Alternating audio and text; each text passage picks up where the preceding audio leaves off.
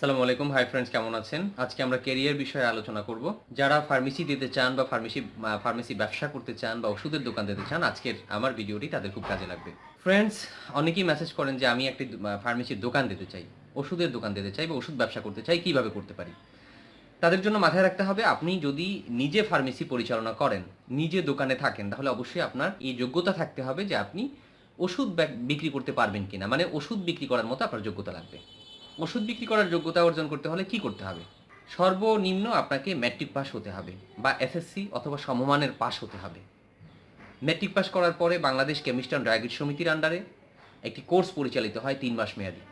কোর্সটি হচ্ছে পরিচালনা করে বাংলাদেশ ফার্মেসি কাউন্সিল। এই কোর্সটি সাধারণত শুক্রবারে ক্লাস হয়। কোর্স করার পরে একটা ফাইনাল পরীক্ষা হয়। ফাইনাল পরীক্ষাটাও নিয়ে নেন বাংলাদেশ ফার্মেসি কাউন্সিল। ফার্মেসি কাউন্সিলের আন্ডারে এই পরীক্ষা যদি আপনি পাশ করেন, তাহলে আপনি একজন রেজিস্টার্ড ফার্মাসিস্ট হবেন, সি ক্যাটাগরি রেজিস্টার্ড ফার্মাসিস্ট হবেন।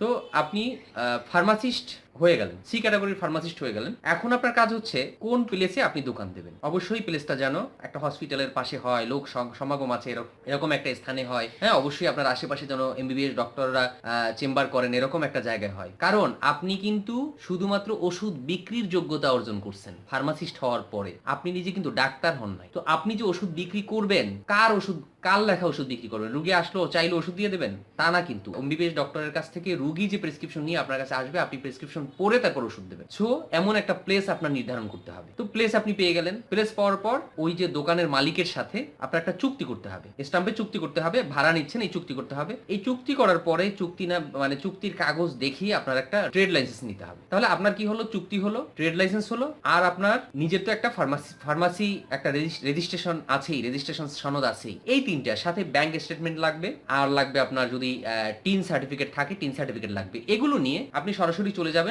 ড্রাগ অ্যাডমিনিস্ট্রেশন অফিসে। যারা ড্রাগ লাইসেন্স দেয় তাদের আরো কিছু কাগজপত্রের চাহিদা আছে, তারা আরো কিছু কাগজপত্র চাইবে আপনার কাছে। যে কাগজ চাক, 7টা 8টা বা 6টা কাগজ চাক, এই কাগজ তাদের চাহিদা মতো কাগজপত্র দিয়ে, যেগুলো বললাম এগুলো তো লাগবে, এর সাথে যদি আরো 2-1টা কাগজপত্র চাই, এই কাগজপত্রগুলো আপনি তাদেরকে দেবেন। দেওয়ার পরে আপনি তাদের কাছ থেকে একটা ড্রাগ লাইসেন্স নিয়ে নেবেন। তারা তাদের মতো, তাদের নিয়ম মতো আপনাকে ড্রাগ লাইসেন্স দেবে। ড্রাগ লাইসেন্স দেওয়ার পরে আপনি কিন্তু এখন দোকান শুরু করতে পারেন। এর আগ মুহূর্ত পর্যন্ত আপনি দোকান শুরু করতে পারবেন না, যে দোকান শুরু করি তারপর ড্রাগ লাইসেন্স নেব, এটা করতে পারবেন না। কারণ বাংলাদেশের আইন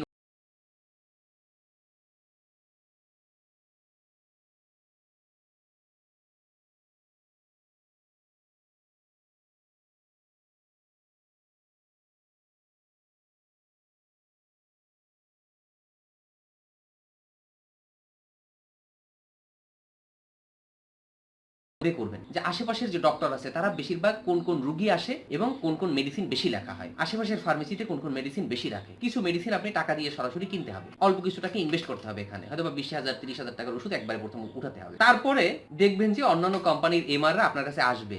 দুই একটা কোম্পানি বা কিছু কিছু কোম্পানি ছাড়া নগদ টাকায় কিনতে হবে, বাকি কোম্পানি থেকে আপনি বাকিতে ওষুধ কিনতে পারবেন, ওষুধ বিক্রি করে তাদের টাকা দেবেন। এরকম অনেক বাংলাদেশে কোম্পানি আছে। যাই হোক, এরকম সুবিধাটা আপনি পাবেন তাদের কাছ থেকে দিতে পারেন যদি আপনি ব্যবসাটা গেইন করতে চান। কারণ আপনার কাছে তো আর বারবার প্রেসক্রিপশন নাও আসতে পারে। যদি প্রেসক্রিপশন বেশি না আসে, আপনার বিজনেস ভালো হবে না। তখন আপনাকে এমন ভাবে দোকানটা রেডি করতে হবে যেন দোকানের পিছনে আপনি একটা চেম্বার তৈরি করতে পারেন, বা একটা চেম্বার চেম্বারের মতো একটা জায়গা রেখে আপনি এরকম দোকানটা করবেন। এরপরে 2-1জন ডক্টরের সাথে কথা বলবেন, যেমন মেডিসিন বিশেষজ্ঞ হতে পারে, গাইনি হতে পারে, কোন রোগীরা বেশি আসে, শিশু হতে পারে, শিশু বিশেষজ্ঞ হতে পারে। এরকম সপ্তাহে কোনো ডাক্তার আছে 2 দিন বসতে পারে, 3 দিন বসতে পারে, এরকম বসতে পারে। এই ডক্টরদের সাথে আপনি কন্ট্যাক্ট করে যদি তাদের বসাতে পারেন, আপনার চেম্বার খুব ভালো চলবে, তারা প্রেসক্রাইব করবে, আপনার ওষুধ বিক্রি হবে। এটা হচ্ছে শহরের বেলায়। শহরে যাদের পয়সা আছে, টাকা আছে, তারা একটা কাজ করতে পারেন, তারা নিজেরা বড় ফার্মেসি দিতে পারেন এবং একটা মডেল ফার্মেসি করতে পারেন। বাংলাদেশে একটা নতুন ফার্মেসির জগতে একটা নতুন বিষয় মডেল ফার্মেসি। মডেল ফার্মেসিতে একজন ব্যাচেলর করা ফার্মাসিস্ট রাখতে হয়। হ্যাঁ, একজন বি ফার্ম করা বা সর্বনিম্ন বি ফার্ম, এম ফার্ম হলে ভালো, বি ফার্ম করা একজন ফার্মাসিস্ট আপনি রাখতে পারবেন। এই ফার্মাসিস্ট রেখে আপনি একটা মডেল ফার্মেসি করতে পারবেন। মডেল ফার্মেসি একটা আপনার নিয়ম আছে, এই নিয়মটা আপনি জেনে নেবেন ড্রাগ অফিস থেকে। আপনার যদি মডেল ফার্মেসি করার মতো অবস্থা না থাকে, বাট আপনি ফার্মাসিস্ট না, আপনার যোগ্যতা নাই, তাহলে আপনি একজন ফার্মাসিস্টকে, ছোট সি ক্যাটাগরির ফার্মাসিস্টকে রেখেও ছোট করে ফার্মেসি চালাতে পারবেন, হয়তো মডেল ফার্মেসি হবে না। যদি আপনি গ্রামে হন, তখন কি হবে? গ্রামে তো এভাবে প্রেসক্রিপশন আসবে না, গ্রামে এমবিবিএস ডক্টর নাই আশেপাশে, তখন তাদের ভরসা হচ্ছে পল্লী চিকিৎসক। আপনাকেও কি করতে হবে? এই যে ফার্মাসিস্ট করছেন, সাথে সাথে কি ডাক্তারি করে দেবেন? না, ডাক্তারি করা যাবে না। আপনার ছোট্ট একটা কোর্স করতে হবে যদি আপনি পল্লী চিকিৎসক হতে চান। এটা শুধু গ্রামে যারা, তাদের জন্য বলছি। আশেপাশে কোনো ডক্টর নাই, প্রত্যন্ত গ্রাম অঞ্চল, রুগীদের সেবা দেওয়ার মতো কেউ নাই, প্রাইমারি সেবাটা সে যে পাবে, পাওয়ার পরে সে ডক্টরের কাছে যাবে, সে থানা সদরে যাবে, থানা শহরে যাবে, জেলা শহরে যাবে, এরকম তাদের অবস্থা নাই। ঠিক ওই মুহূর্তে কিন্তু তাদের নির্ভরতার জায়গাটা হচ্ছে একজন পল্লী চিকিৎসক। বাংলাদেশে বৈধভাবে যে পল্লী চিকিৎসকের কোর্স আছে সেটা হচ্ছে 1 বছরের একটা কোর্স। সরকারি যে সার্টিফিকেটটা দেওয়া হয় 1 বছরের একটা কোর্স, 2টা সেমিস্টার, 6 মাসের একটা সেমিস্টার। বাংলাদেশ কারিগরি শিক্ষা বোর্ডের আন্ডারে এই কোর্সটা করানো হয়। বিভিন্নভাবে প্রাইভেটে ভর্তি হতে পারবেন। ভর্তির যোগ্যতা হচ্ছে মেট্রিক পাস বা সমমান।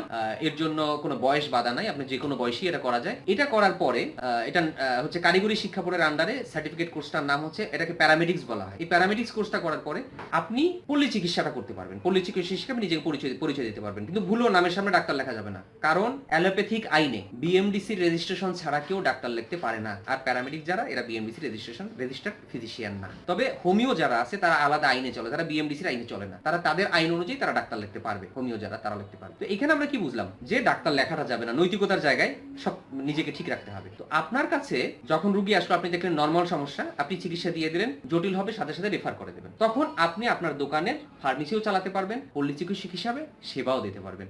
আপনার সেলটা বেড়ে যাবে। আশা করি বুঝতে পারছেন। যদি কারো কোনো প্রশ্ন থাকে আপনার কমেন্ট করুন, আমি উত্তর দিয়ে দেবো, এখানেই উত্তর দিয়ে দেবো। প্রয়োজন হলে ফোনে আমার সাথে সরাসরি যোগাযোগ করতে পারবেন, কথা বলতে পারবেন। এই বিষয়ে আমি জানি না খুব ছোট্ট ভিডিওর মধ্যে সব বলতে পারছি কিনা আপনাদের চাহিদা মতো। যদি আপনার এরকম আগ্রহ থাকে ফার্মেসি দেওয়ার জন্য, ফার্মেসি দিতে পারেন, কিন্তু যোগ্যতা অর্জন করে, আইনের মধ্যে থেকে, বেআইনি ভাবে না। ভিডিও দেখুন, সামনে আরো কিছু কেরিয়ার বিষয়ক আরো কিছু কথা বলবো। যারা আমাদের চ্যানেলটি সাবস্ক্রাইব করেননি, সাবস্ক্রাইব করে নিন, শেয়ার করুন। হয়তোবা আপনি ফার্মেসি করবেন না, কিন্তু অনেক ভাই আছে যারা জানতে চায় যে আমি ফার্মেসি বিজনেসটা কিভাবে করব, তারা জানতে চায়। তাদের জন্য ভিডিওটি হয়তোবা কাজে লাগে। অনেক ধন্যবাদ আমাদের সাথে থাকার। আল্লাহ হাফেজ।